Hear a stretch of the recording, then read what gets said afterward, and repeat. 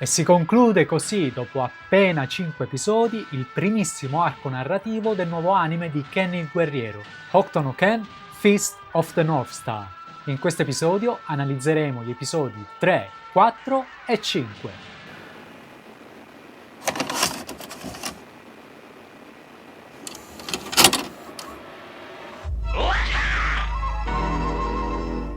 Benvenuti su Okutokai. Dopo appena 2 settimane si conclude quello che possiamo definire il primo arco narrativo del nuovo anime di Ken il Guerriero, prodotto da Warner Bros. Japan e distribuito su Prime Video con l'abbonamento base.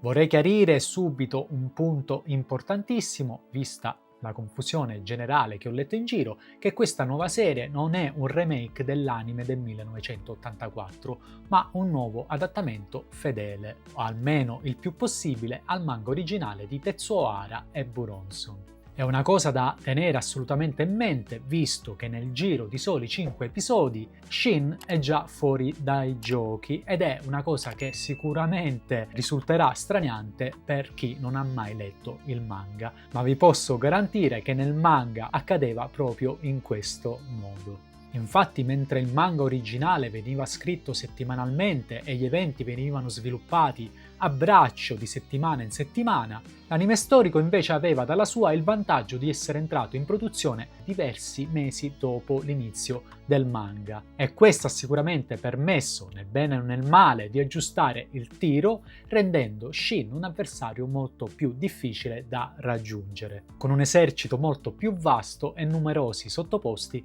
come per esempio Balcom e Jolly e non soltanto i 4 King. E lo stesso vale per Yuria, che nell'anime storico la vediamo ancora in vita e piena di speranza nell'attesa dell'arrivo di Ken.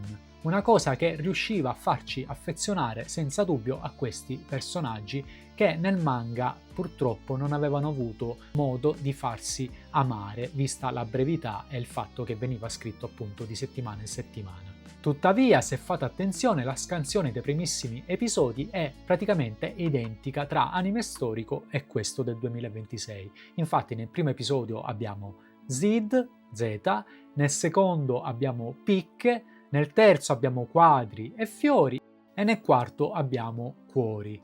E quindi nel quarto episodio, con lo scontro con Cuori, che il setting in realtà cambia completamente e iniziano le differenze che porteranno poi questo primo arco a differenziarsi. Piccola parentesi per chi non ha mai letto il manga, non preoccupatevi, alcune storie viste nella saga di Shin nell'anime originale, come quelle dei Berretti Rossi o lo sciacallo e Devil, il figlio del diavolo, compariranno a partire dal prossimo episodio. Detto questo, bisogna riconoscere che in questi ultimi 3 episodi ho notato un miglioramento generale che rende la visione della serie, almeno per il sottoscritto, più gradevole e cosa che sicuramente mi fa piacere. Significa allora che adesso l'anime è perfetto e tutti i difetti che avevo segnalato negli scorsi video sono del tutto spariti?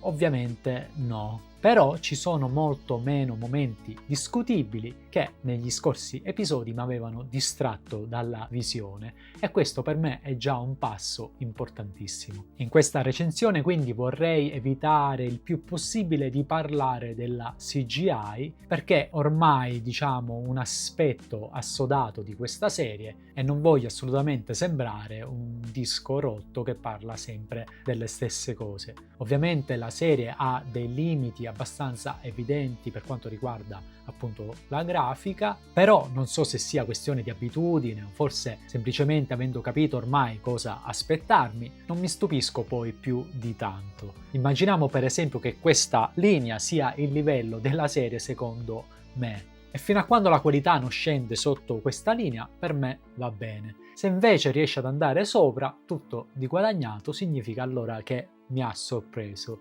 Quindi durante la visione, se non vedo scelte discutibili, riesco anche a farmela andare bene e in questi ultimi episodi fortunatamente si rimane abbastanza costanti e diverse volte si riesce anche ad andare sopra questa linea, che è decisamente positivo. Comunque se ci sono delle cose che graficamente non vanno, non preoccupatevi, ve le segnalerò.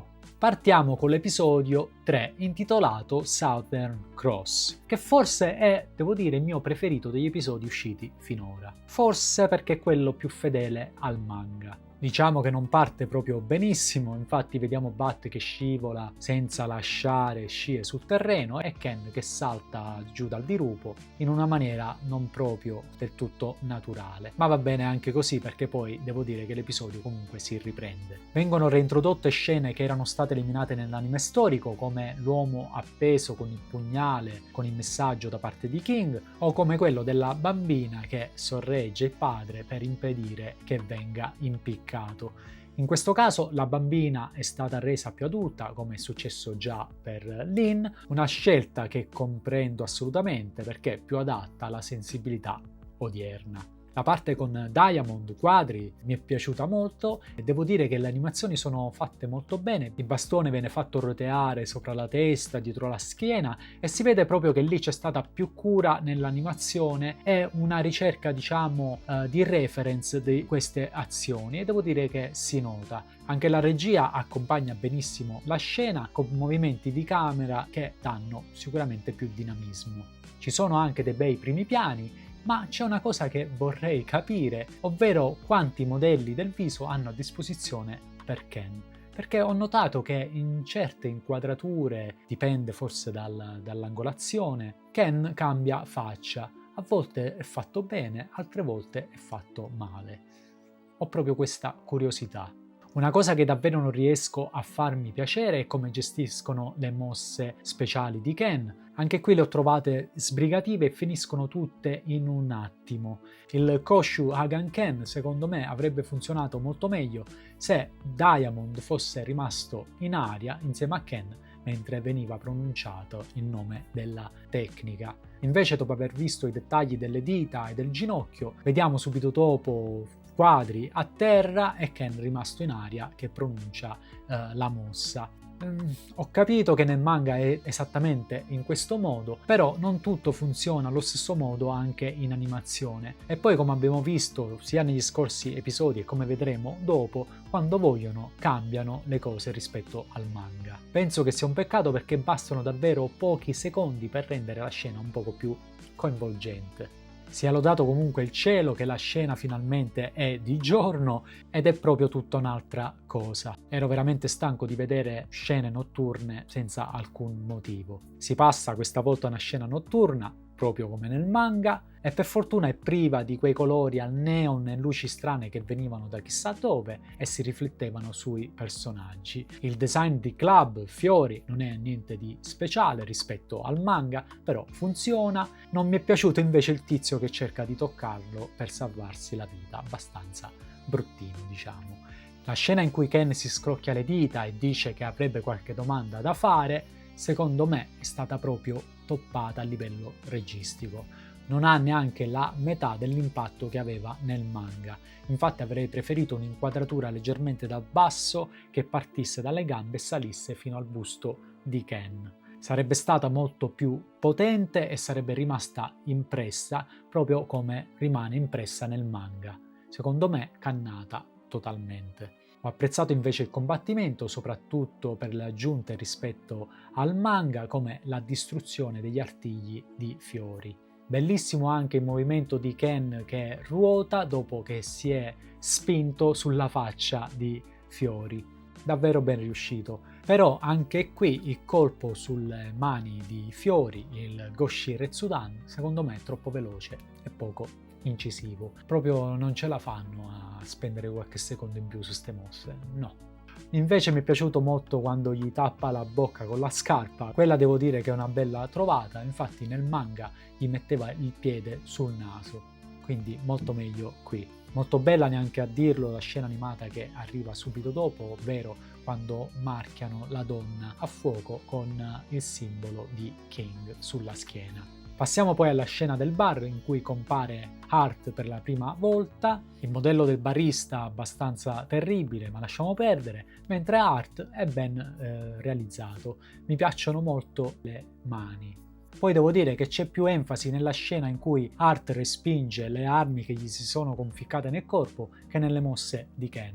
Quindi quando vogliono lo sanno fare. Ken infine arriva al palazzo di Shin e anche qui la scena finale animata in 2D è considerata da tutti indistintamente la highlight della puntata, senza dubbio. L'episodio 4, intitolato Le fiamme dell'ossessione, si apre con i soldati di Shin che circondano Ken sotto la scalinata e si ripete ancora una volta una scena in cui Ken si libera dei soldati intorno a sé a suon di cazzotti e calci, ma sicuramente meglio animata rispetto alle sequenze simili negli episodi precedenti. Fortunatamente non cambia né il colore né l'atmosfera intorno a loro, cosa che apprezzo, però nessuno esplode. Io non capisco perché continuano a fare queste scene così e perché Ken si dovrebbe risparmiare con questi crestoni. Se proprio a mio avviso non volevano animare le esplosioni, potevano benissimo far sgorgare il sangue fuori camera, come avevano fatto d'altronde in un altro episodio. Questione di risparmio?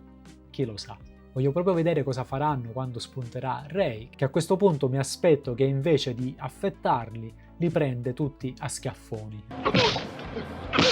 Ma comunque continuiamo con il combattimento contro Hart. Anche qui apprezzo che sia stato allungato per renderlo più interessante, ad esempio quando cerca di schiacciarlo, però secondo me l'hanno dilatato un po' troppo. Ok buttare a terra Ken una volta in più rispetto all'originale, ma addirittura 3 volte mi è sembrato leggermente eccessivo per un avversario come Hart, che per quanto sia amato resta comunque un personaggio di basso livello. Se poi consideriamo che nemmeno Shin mette a terra Ken, la scelta appare ancora più discutibile. Infine i calci che dovrebbero spostare il grasso di Hart prima del colpo finale, Lokuto Ju Hazan, a malapena rendono l'idea o comunque la scena è stata realizzata non proprio bene, quasi non si nota il grasso che si sposta. Soprattutto al momento del fendente sembra che il grasso sia già tornato al punto di partenza. Visto che la mossa si basa proprio su questo dettaglio, io credo che si poteva fare decisamente di meglio.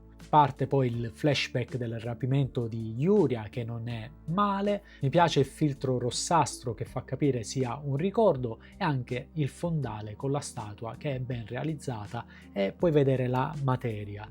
Il modello di Yuria non mi fa impazzire, sembra una bambola di porcellana ancora prima di diventarlo davvero, perché ha questi lineamenti appena accennati e la bocca spesso bassa e imbronciata. Non mi convince molto. Su Shin invece credo che non gli sia stata resa molto giustizia in generale. Anche lui come Ken a volte è fatto bene, altre volte meno, spesso meno, a parte i capelli poi che sono comunque un limite della grafica. Non mi convincono soprattutto le labbra. Il labbro superiore è troppo grosso e per colpa dell'ombra del naso sembra quasi unito e ti dà l'impressione che abbia il labbro leporino. Per un personaggio così importante come Shin sicuramente si poteva fare di meglio. Bello invece lo scambio di colpi tra Ken e Shin, anche se mi è sembrata un po' strana l'esplosione quando i due si scontrano in volo. È fedele al manga sicuramente, però avrei preferito che non ci fosse, perché nel manga possiamo comprendere che comunque è un elemento grafico e l'esplosione non avviene realmente. Comunque va bene anche così. La scena delle cicatrici funziona, i buchi mancano un po' di profondità, sembrano quasi dei buchi neri, ma nel complesso ci sta. Ma il fiore all'occhiello è sicuramente la parte finale, quando Ken viene lasciato a terra dissanguato e urla il nome di Yuria. Tra interpretazione del doppiatore e colonna sonora è una scena che devo dire è veramente potente. Mi piace anche molto la transizione che la chiude e penso sia la sequenza più intensa tra tutti i 5 episodi che abbiamo visto finora. Da brividi. Ken finalmente sale la scalinata per scontrarsi con Shin e qui c'è una buona transizione che però viene collegata male con la scena successiva, Si passa infatti da un'inquadratura a un frontale con un'atmosfera generale completamente diversi e staccati rispetto alla precedente. Sicuramente andava collegata meglio. Inizia poi il combattimento tra i due, ci sono molti scambi di colpi che nel manga non esistevano, con alcuni slow motion in stile Matrix, che tutto sommato non disdegno, e l'episodio si chiude con Ken che afferra il polso di Shin, momento in cui cambia nuovamente il colore della scena, che porta però alla conclusione con un errore nel fondale.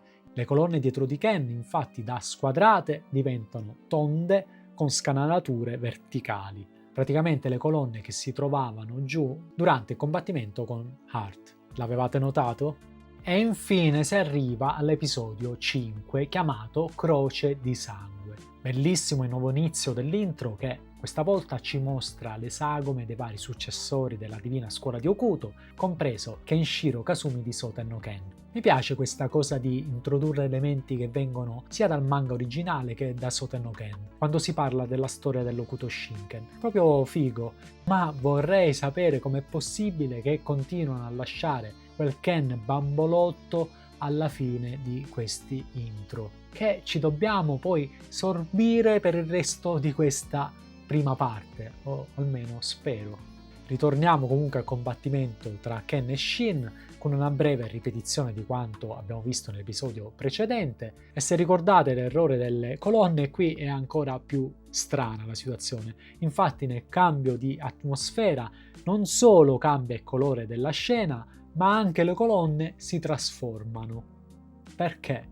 Apprezzo il fatto che il combattimento con Shin sia stato allungato e reso più interessante rispetto a quello davvero breve del manga originale, che era addirittura più corto anche rispetto alla versione dell'anime storico. Qui invece si vedono molti più scambi, colpi, schivate, un ritmo sicuramente più serrato e che rende lo scontro più coinvolgente. Interessante anche la scelta di rendere canonici, per così dire, alcune mosse di Shin prese dall'anime storico o dai videogiochi, come la corsa alla Naruto presa dal gioco per cellulare Hokuto no Ken Legends Revive, o come quelle prese dal gioco sviluppato da Arc System per arcade e successivamente uscito anche per PS2.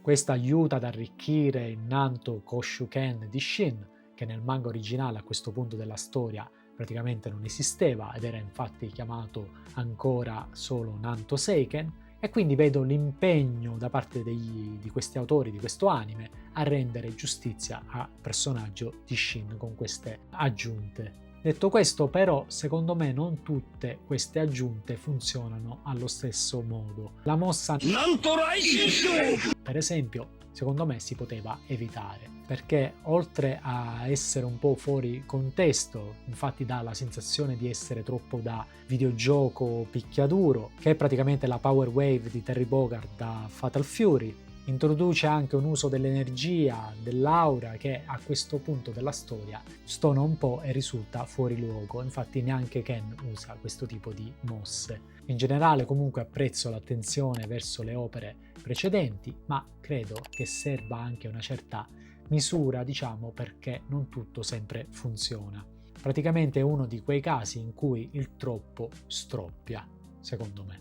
Ken mostra la sua superiorità su Shin e qui viene ripresa la scena in cui nel manga originale uno dei soldati lo attacca di sorpresa da dietro e Ken gli ricorda che è un assassino e che nessuno può colpirlo alle spalle. Qui però i soldati diventano 3, 2 arrivano prima e poi c'è quello identico alla scena del manga che arriva subito dopo. Una scena del tutto inutile la prima parte, perché Ken, abbattendo i primi 2, aveva già dimostrato quanto fosse inefficace un attacco a sorpresa, quindi perché con l'arrivo del terzo Shin fa quel sorrisino soddisfatto e speranzoso come se potesse davvero uccidere Ken. Almeno il momento in cui il terzo soldato esplode davanti a Bat è realizzato molto bene e mi piace anche come il corpo rotola giù per le scale e lascia tutte le macchie di sangue per i gradini. Bat praticamente traumatizzato a vita. Subito dopo Shin colpisce Yuria con l'intenzione di eliminare alla radice l'ossessione e il desiderio di Ken, facendo infuriare del tutto Ken che si strappa i vestiti. E qui la mia intuizione si è rivelata corretta. Infatti, come avevo detto nello scorso video, quando questa scena era stata mostrata all'inizio del primo episodio, sembrava che mancassero dei fotogrammi, perché Ken passava dall'infuriarsi all'inquadratura di spalle con i vestiti già in 1000 pezzi. Qui infatti c'è un'inquadratura di mezzo frontale di Ken infuriato con la giacca che va in brandelli, prima di mostrare quella di spalle. Mi fa piacere vedere che non mi sbagliavo e che esiste effettivamente una sequenza in più che rende la scena molto più efficace. Che occhio, eh? Qui inizia un'altra sequenza di combattimento che non esiste nel manga e che secondo me andava evitata. Infatti con l'uccisione di Yuria, Ken raggiunge l'apice della sua rabbia in un vero e proprio punto di non ritorno. Da questo momento in poi Shin non è più un rivale all'altezza di Ken. Quindi la scena avrebbe dovuto chiudersi col suo attacco che perfora la mano di Ken senza continuare con altri scambi. Qui invece continuano a combattere, a schivare, poi si lanciano in aria per ricreare lo scontro aereo che avevamo visto nel ricordo del rapimento di Yuria, che era un'invenzione dell'anime storico, altra esplosione in aria, ma ok, ne abbiamo già parlato, e poi seguono ancora altri attacchi e schivate. Non sono scene brutte in sé, ma se proprio si voleva aggiungere qualcosa per allungare la durata dell'episodio e fare minutaggio, secondo me era meglio inserirlo prima di questo momento chiave. Così come l'hanno fatto sembra quasi che non hanno davvero colto il punto di svolta dello scontro. Quindi a mio parere sono stati un po' superficiali e si sono concentrati troppo sul combattimento. Lo scontro termina con una mossa che omaggia a metà l'anime storico. Se infatti il colpo nell'anime dell'84 si chiamava Hokuto Jujizan, che si può tradurre come esecuzione a croce di Okuto, qui viene chiamato Hokuto Juji Sogeki, un colpo non proprio facile da tradurre in italiano, ma grazie all'aiuto degli amici di 1990X si è arrivati a una possibile interpretazione con inumazione a croce di Okuto, con l'ideogramma della croce che si posiziona perfettamente sul personaggio di Shin, che devo dire è una bella trovata grafica. Qui parte poi quello che sembra il minuto più lungo della storia dell'umanità, ma va bene, è un classico degli anime, dei film, dove Ken si accorge che Yuria è una bambola e da lì prende il via il ricordo di Shin, che poi culmina nella scena più bella dell'episodio, finalmente animata in 2D. Qui si rende davvero giustizia a Yuria e soprattutto al povero e bistrattato Shin. Il livello è alto, disegni, atmosfera, colori, tutto funziona alla perfezione. Shin si lascia cadere come la sua amata e la scena cambia con una sequenza del tutto originale in cui i prigionieri vengono finalmente liberati, il tutto rappresentato da un anziano che si spezza la catena con un'ascia e dalla bandiera di Shin che viene calpestata.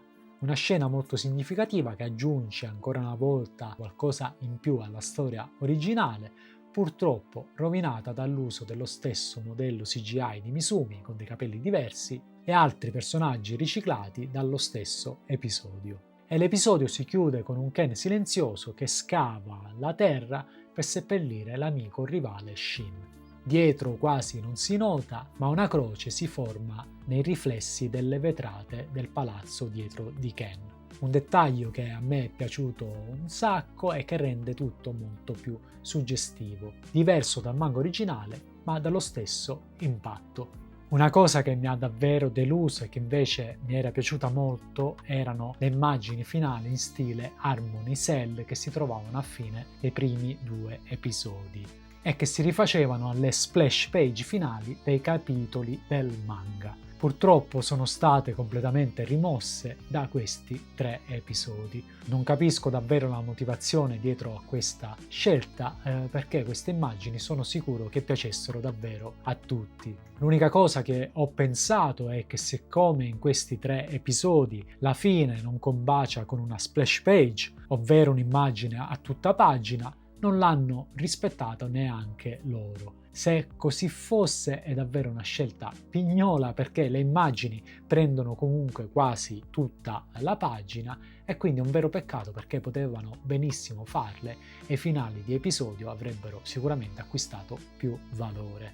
Altra particolarità di questo scontro è sicuramente il continuo cambio di atmosfera e quindi di colore durante tutta la durata del combattimento. Non ho ancora capito completamente cosa voglia significare, ma parlandone in live con Squalo di 1990X si è arrivati alla conclusione che potrebbe rappresentare lo stato d'animo di Ken e il suo livello di concentrazione durante gli scontri. E forse quando è totalmente focalizzato sul combattimento, l'atmosfera assume queste tonalità grigie. Non siamo del tutto sicuri di questa cosa perché non è sempre stato rispettato allo stesso modo nei precedenti episodi. Si tratta sicuramente di una direzione artistica interessante e che merita attenzione. È sicuramente una di quelle novità che contribuisce a dare un'identità a questo nuovo anime e devo dire che sono curioso di vedere come verrà sviluppata nei prossimi episodi. Qual è quindi il mio voto a fine di questo primo arco questa volta? Assodato il fatto che la CGI è quella che è e che voglio sorvolare su questo aspetto, che comunque ogni tanto sorprende, il mio voto questa volta è 6,5 e stavolta credo senza alcun rimpianto. Come ho detto la scorsa volta, gli episodi scorrono bene, le aggiunte non sono male e arricchiscono la storia, anche se però hanno la tendenza a tirarla un po' per le lunghe, diluendo in continuazione i combattimenti. Ma questo magari è un mio problema, per altri ho letto che è una cosa positiva. Ma sicuramente la tanto sbandierata fedeltà al manga inizia un po' a vacillare episodio dopo episodio. Nonostante tutto è bello seguire gli episodi e aspettare l'episodio successivo per guardarli e commentarli tra di noi fan. E attenzione perché ho anche un altro voto da dare, un 10 addirittura. Sorpresi? Il doppiaggio giapponese. Ragazzi, è qualcosa di eccezionale, veramente tanta roba. La scelta delle voci, ogni interpretazione, tutto davvero di alto livello. Devo dire che non fa rimpiangere il doppiaggio originale dell'anime storico, a parte magari gli atatatata di Kamiya per ovvi motivi. Veramente over the top, nessuna lamentela. Sul fronte doppiaggio italiano, invece, nonostante nel complesso sia ben realizzato, alcune voci mi sembrano sottotono. Shin in particolare non mi ha mai convinto del tutto. Non capisco se il doppiatore voglia imitare leggermente la voce del vecchio doppiaggio storico che era di Cattaneo, ma non mi sembra una scelta riuscita. Gli adattamenti, anche loro nel complesso buoni, ma si lasciano andare spesso in strafalcioni memorabili, come il colpo distruggi Adipe di Okuto contro Heart. Giorno e notte, mangia e non ingrassi, dormi e dimagrisci. Ho altri errori qui e lì, ho scelte di dialoghi particolari, come per esempio Ken che dice Shin stavolta ti ammazzo davvero, invece di dire la tua vita finisce qui. Ma buon per me perché mi stanno regalando del materiale per un futuro video sugli strafalcioni di Ken il Guerriero 2026. Quindi non mi lamento. Voglio spezzare una lancia anche a favore delle musiche, pur non essendo paragonabili a quelle dell'anime storico, devo dire che alcune accompagnano molto bene le scene. Un paio inizio a ricordarle durante la visione, soprattutto quelle con l'accompagnamento cantato, e va anche detto che siamo solo al quinto episodio, quindi serve comunque del tempo per ricordarle e per renderle familiari. E questo è davvero tutto. Se il video vi è piaciuto lasciate un like, un hype, iscrivetevi al canale e attivate la campanella per non perdere i prossimi contenuti. Ringrazio l'amico di una vita Mirko Sammartano che ha voluto darmi a tutti i costi il login del suo account Prime per guardare gli episodi. Grazie Mirko. Se volete supportare il canale considerate di abbonarvi. Ringrazio di cuore chi l'ha già fatto e in particolare il nuovo abbonato Matti 1987. Grazie mille anche a te e fatemi sapere nei commenti cosa ne pensate di questi episodi e anche della serie in generale. La vostra opinione è cambiata o siete rimasti della stessa idea? Vi ricordo che ogni venerdì siamo in live per guardare insieme i nuovi episodi e annuncio venerdì 8 maggio insieme a noi a guardare il nuovo episodio ci sarà il doppiatore di Kenshiro, Maurizio Merluzzo, quindi non potete mancare assolutamente. E se volete vedere altri miei video vi consiglio di dare un'occhiata a questi due qui accanto. Noi ci vediamo al prossimo video e ricordatevi, tu sei già iscritto, solo che ancora non lo sai. Alla prossima!